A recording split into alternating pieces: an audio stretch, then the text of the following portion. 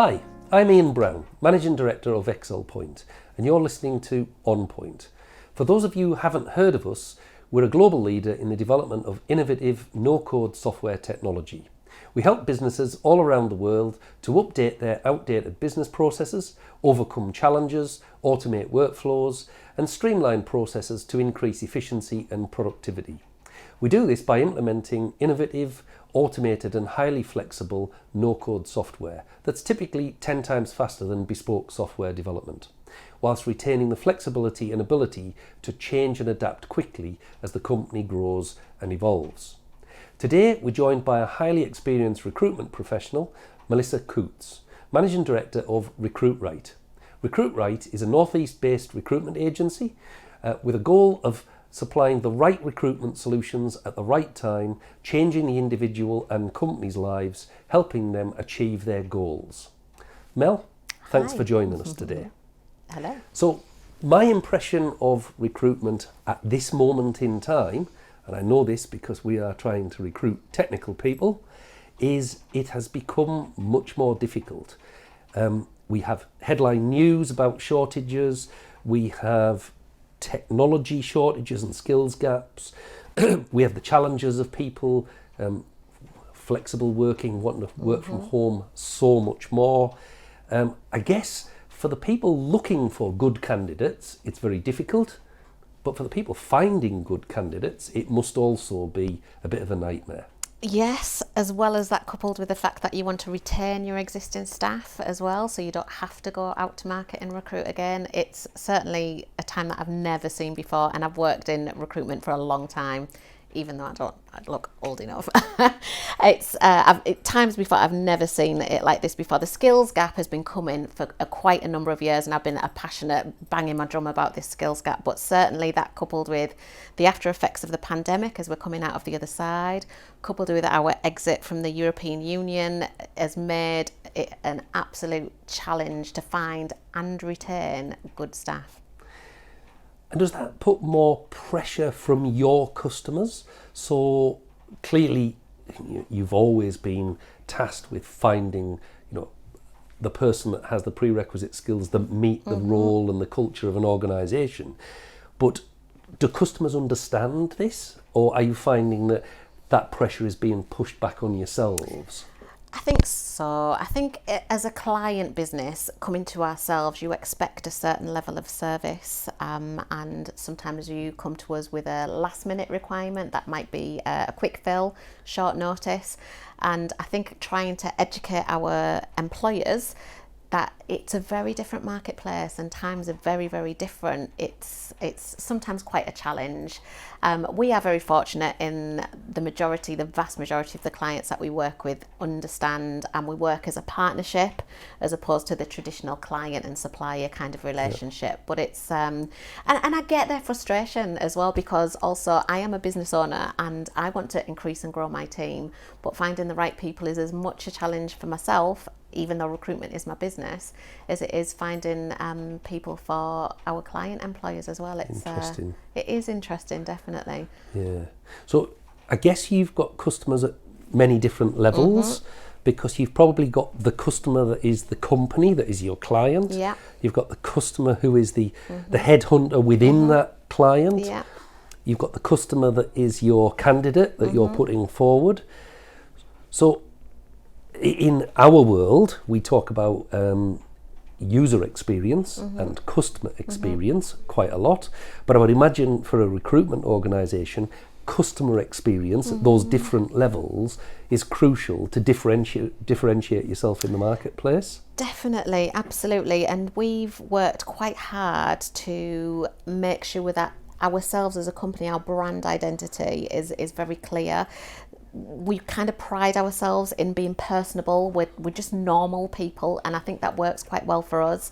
However, we've had to, and we've worked quite closely with yourselves, as we know, we've had to change the way we do business, because as it becomes more and more difficult to find those people, what we want to do is utilise my team's expertise in the right direction, as opposed to going through, we've got quite a lot of compliance that we need to meet obviously ensuring that people have got the right to work in the UK. The relevant checks have been done because we do work in lots of different verticals. So for example, we have people going into work in schools, so we need to make sure that all of the checks are done. So it's making sure we have that balance between the technology that we use in order to take away some of those processes, as well as maximising the use of our people, because now more than ever, it's really, really important that we engage with candidates. We gain a really deep understanding of what our client employers are looking for, and that's something that can only be done by an experienced team with the passion for finding the right people for them. Yeah. So it's definitely a balancing act. Yeah. Marrying human skills, technology capabilities, and the prevailing circumstances in the marketplace. Absolutely. And the other thing is, in our line of work, is that we're dealing with people, and people have lives. So what's right for them one time, their circumstances may change. And I think during the pandemic, a lot of people have taken that time out to kind of take a look at themselves and actually reflect on what they want out of their lives. And is it all about their career? Do they want to spend more time at home with their family? You mentioned about flexible working. Now people are looking for that more than ever before, and it's balancing what our candidates are looking for with our client requirements, and they don't always meet. So that is definitely a challenge that I've never seen before. Yeah, definitely challenging. and we see exactly the same. I'm sure you do. We've been through this whole mental approach of, how many days do we expect you to be in the office, if at all? What does flexible working mean? And we've operated flexible working for decades. Sure, yeah. But that balance to support what that person's aspirations is and support their lifestyle versus supporting the business becomes harder and harder to achieve and get right. We've seen headlines around, not just skilled workers. Maybe I shouldn't say that when I think about it, but lorry driver shortages, logistics, you've got technology gaps, technologist gaps. So it's at every level, and pay seems to constantly ratchet up all the time. So marrying those requirements, I'm guessing that you've got to take the skills of your employees internally in sourcing, vetting and so forth. You take the technology to make sure you've ticked all the right gates in terms of compliance. And do you use technology for some of the communication to keep people up to date as processes move through? Yeah, definitely. And that's one thing that we really saw the benefit of using Excelpoint within our business, because there are a lot of processes that we need to go through. So instead of my recruiters spending time dealing with the process, or actually bringing somebody else in to manage the process, we've been able to digitise a lot of that. So that's been a real benefit for our business, because it's enabled us to focus our sort of human time, if you like, on the real contact, so the real things that matter. So gaining an understanding of what people like, building relationships, gaining an understanding of what our employers need. And as well, Ian, we've had to do a lot of work with clients, because traditionally, for companies that perhaps don't recruit very often, they have maybe an outdated style of doing interviews or an outdated approach to what a candidate should prepare. That will be us. Yeah, well, there you go. Yeah. So very apt at this point in time then for you. But actually, historically, somebody would come to an interview, they'd be ready, prepared, they would be selling themselves to you. Whereas now that is completely flipped, and it's down to employers to work out what is your value proposition, why would somebody want to come and work for you. And as particularly when you're looking for hard to find skills, it's huge at the moment. Yeah. Because people don't just want to necessarily do a job that they're trained to do. We've got people who've trained in lots of different industries to say, actually, I don't want to do that anymore. I've done that. I've had enough of that. I want to do something completely different. And they might want to go and work in a warehouse and pack boxes because, as you've said, the wages are going up and the wages are going up. So actually, why should they sort of do a job that they've trained to do forever, they don't particularly enjoy, and the wages isn't great? And usually handle more stress. Exactly. And more stress, hours and all the rest of it. The work-life balance, I think, is something that is very, very predominant in the minds of job seekers at the moment. Yeah. Will it fit with their personal aspirations? Will it fit with their family commitments? And people are changing now. People are giving up careers and taking a job. Yep. So a completely different approach, because it fits in better with their children, because it fits in better with the puppy they bought during lockdown. You know, all of these things are things that people are thinking about now. Puppy during lockdown. Yeah, are you guilty? Yeah. There you go, you're Guilty of that as home. well. Guilty of that as well. But then, like, jobs are created even from that. If you think about all these people who now have dogs, so people might want to give up their traditional career. They might want to be a self-employed dog walker. Like, all of these jobs that have never been around before. And we have paid I'm for just sure that you service. Have. Yeah, doggy creches popping Yep. up everywhere. It's a changing world, and it's changing so quickly. It's a scary time. It's interesting because, touching on that changing world, I think technology over the years, and I've been in software since I left school, and that's not that long ago either for the audience. Most people, when you talk about bringing in software products, or not just software, technology generally, there's a fear of technology that you know, I'll be out of a job, it'll automate this and jobs will disappear, etc. And I prefer to think, and I'm a wholehearted believer in, and I think you just touched on it in what you said, that people have real skills that can be applied to real day-to-day challenges, and unless AI gets to a much more advanced stage, what software products and technology products do is allow the people to focus their real skills on real problems and remove the mundane. So automating when an email goes out, producing a document in a standard format, you know, telling the next person in the workflow that this is now with you, etc. Just eradicates all those small steps, and there's time taken at every point, but nobody lost their job. The person's skills are now being applied at the right business problem, rather than doing lots of admin around it. No, I'd so I think that's what agree with that. We can see that certainly within our business. And the other side of that is, even just as you were speaking there, Ian, I was thinking about my traditional pet hate. It isn't anymore, I hasten to add. Even going to the supermarket and doing your self-scan, because I think, those poor people who've been working on the checkouts, they're not going to be in a job anymore. But actually, because us as consumers are so much more demanding than we ever were before, we expect that contact, we expect help, we expect support. We don't expect to go and do it all ourselves. So actually, those people's time can be used that a computer or a process can't replace. So you can see it. It's not. It's not taking away jobs at all. So it's put less people on the tills, because that's exactly. the bit that goes beep, beep. Have more people in the store, acting as advisors and guiding you, etc. Or going around and doing the shopping for people who actually are having it delivered. Yeah, because that's what people expect. Absolutely. Now. It's absolutely. Yeah, changing times. Yeah. Are we talking a consumer level there? So I think consumers, their expectations have been elevated hugely over the years. Businesses are the same. So their expectations in business-to-business transactions are going up all the time as well.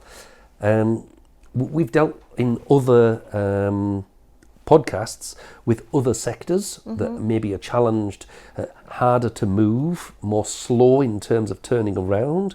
But what's recruitment like? You said you've been in recruitment for a very long time. Yes, let's not put a number on that. Hard to believe. Thank you, I'll pay you later. But when you say you've been there that long, what have you seen in terms of change, and importantly, pace of change?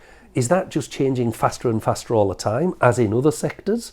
Or is it constant change and it's not that challenging? Let's say, I'm just trying to get a feel for what the recruitment sector is like from a decade ago to today, and is that cycle just getting worse and worse and faster, or is it something that is tolerable in your marketplace? I think how I'd answer that is, because I work in recruitment, it's a fast paced, and it always has been fast paced. And it's only going one way. People expect more, they expect it quicker. We predominantly work within the manufacturing sectors, logistics and supply chain, and we're expanding out into a few different sort of market sectors, but predominantly within those fields. And what we're finding, that our clients, the pressure's placed on them, so they need to get their products out of the door faster and faster, not compromising on quality at any step along the way. In fact, the demands on a better quality product are going up also. So to do that, they need to improve their processes, but they also need to improve their people as well. And a lot of the roles, certainly within our core business, which is the temporary market, we do some roles that aren't particularly skilled roles. However, what they do require is people who actually care about doing a good job. So what we're working with our clients now is perhaps not so much looking at experience and skills, but actually you can teach and train. Look for people with the right attitude and the right approach to doing a quality job. Yeah.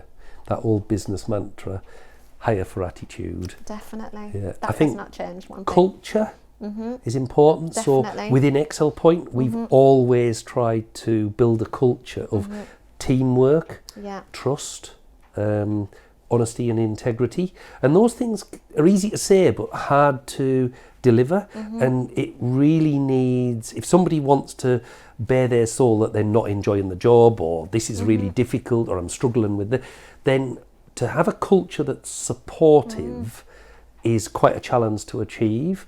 So different organisations have their flavour, whether it's high tech, highly professional, reasonably cold and corporate, to family owned busices. Does that give you challenges, or is that meat and veg to a recruiter? We're used to it. So I think for us, it's just as important to get the right fit, because if it's not the correct fit for the individual, they won't stay. And we've always said this to our clients. So some things you might not get the perfect fit when it comes to skills, but actually a lot of these things can be quite quickly and easily taught.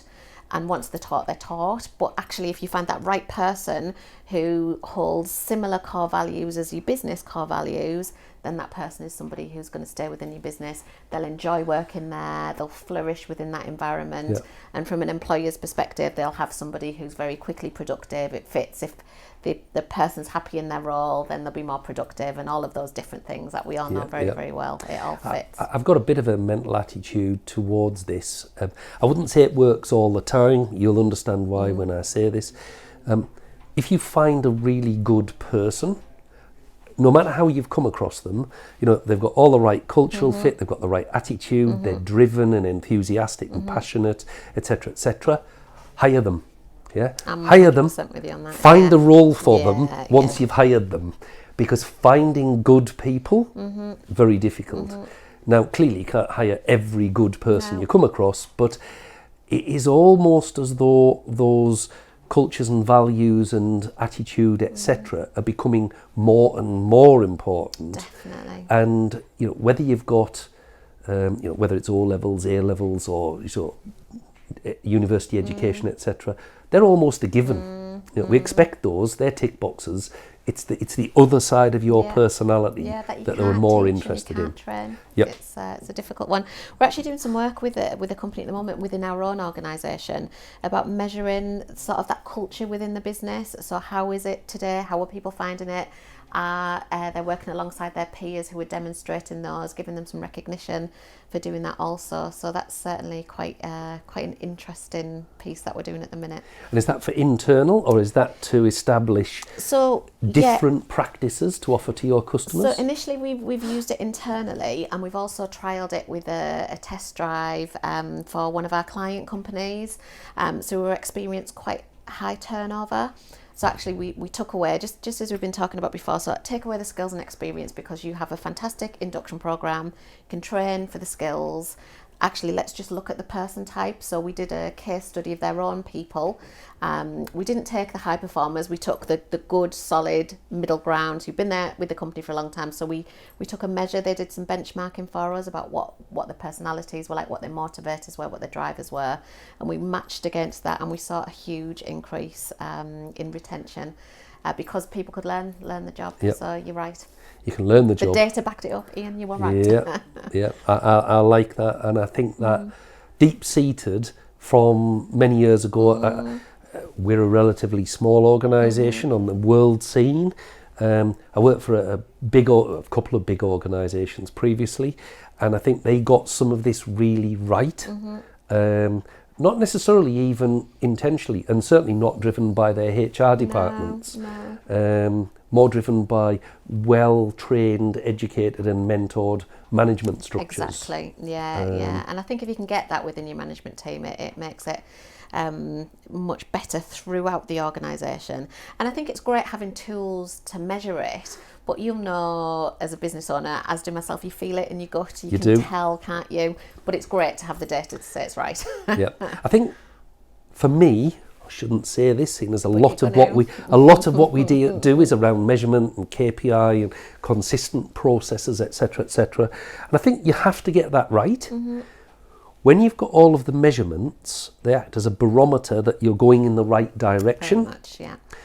But still deep down, you want your people and yourself and your management team to have that empathy, that gut feel when you're dealing with whether it's problems, faults, issues, new prospects, new customers, etc., to be able to relate to people at a human level. Oh, definitely. Because their business challenges are actually more than a business challenge. We see them as a business challenge, but to them, it's a day-to-day problem. Yeah, it's that itch that they want to get rid of, sort of thing. Yeah.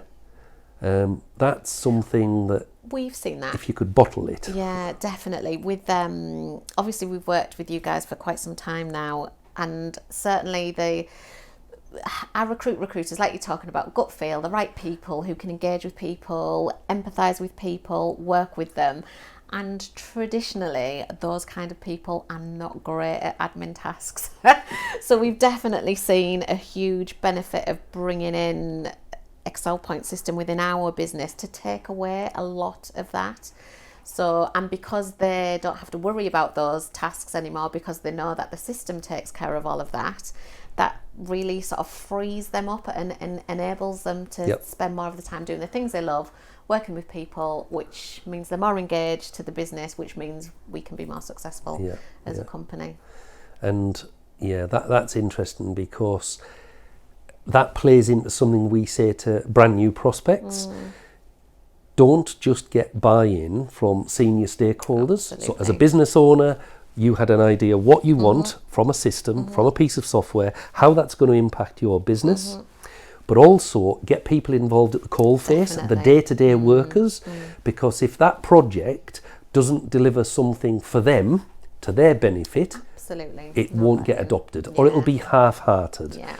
So that user adoption is massive if it's doing something for them. So that's great to hear. That worked really well for us. And two of the key people that drove it throughout our business were Emily, who looks after the admin within there, although she's evolved into a different role now, and Lily, our apprentice. So they were doing a lot of these tasks.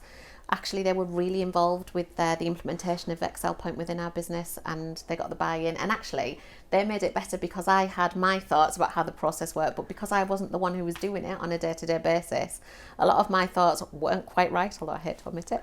But their input was absolutely essential to make it work for our business, and because we got it right, then it flows really well. And that's really common. And interestingly, I might contest that you never have it right, because when you start from a greenfield approach, you've got your ideas, and that changes, so your staff know things that you don't know, so that changes a little bit. But then world shortage of skills comes along and massive influx, so that's changed your business again. Regulatory change to do with Brexit, that's changed your business again. So it's more about being in a position where, as a management team, you've got the relevant information to hand, it's up to date, it's accurate. You're not having to put a team of administrators to get to that. And you have the ability and capability to flex and adapt as business pressures change. And it isn't always negative. We're talking about shortages and things, but it could be that you've got huge opportunity, but in a slight pivot from where you are today. And that flexibility is massive. But that would, to me, suggest you've only got it right in that moment. Of course, In a year's time, never stops. It might be different to it is now. So it's a never-stopping exercise. Yeah. I mean, we would wrap that up and term that continual improvement, Yes. which it is. Yeah, of course. But as a business, it's a challenge. That continual change is a challenge, no Yeah. doubt about it. Never stands And by the way, if you think recruiters don't do admin, almost hate admin. almost everybody in Excelpoint are technical people. They don't do admin either. Nobody likes admin. This is why your system works. Absolutely, absolutely. Is there anything you'd like to ask me? It's not a one-way street. So I've seen lots of changes within our business, certainly over the last 18 months, 2 years, recruitment. It's all moved in fast pace. There's not enough people to go around. How about you? How's the last 18 months affected your business, Ian? Oh, well, 18 months ago, 2 years. without naming the customer, we were on the verge of winning a big contract, tendered. We had a very good feel of it. There's no guarantee in a tender situation, but we were right. It was being awarded at the end of March 2019, and it was a significant step change for us. And lockdown came along on, I think it was the 20th of March, something like that, and they immediately put that on hold, and have subsequently cancelled it altogether, and we'd already put about a year's worth of effort into that. On the flip side, we had another very large organisation call us up and say, because of COVID, we have to make big changes. We're moving everybody to home working, etc. Can you come do some work for us? And that was a sizable project, not quite as big as the one we missed out on. But there's been ups and downs. I think the most consistent thing I can say is we've seen deferred decisions. Yeah. While this whole scenario has been settling to the new normal, we've seen people defer their decisions. Now, as we stand, it's getting really busy again. But I think this whole pandemic's not over, and the effects on industry and commerce are not over. So we'll all still have some challenges to face, and I think there'll be a bit more. There'll be a bit more swings, roundabouts, and there'll be winners and losers in that game. But it's definitely picked up for us in the last few months, where it was a bit of a playing field. We were doing okay, but as you say, a bit flat. And we've suffered the same issues of everyone wants to work from home and take the dog for a walk and do the babysitting and hang the washing out, and and that sounds a bit negative, but we've got to get that balance of commitment to the cause for which you're employed and commitment to your own personal life as well. Yeah, that balance that people are looking for now. Yeah. So times. I think hopefully this gives a bit of an insight from both sides, and you might be able to recommend Excelpoint, but for the listeners I can certainly recommend that they speak to Recruitrite, and they're facing the same challenges we are, and they see it from our side as well now. So, absolutely. Mel, thanks for coming in. Thanks for having me. It's been good talking to me, and we'll get this out soon.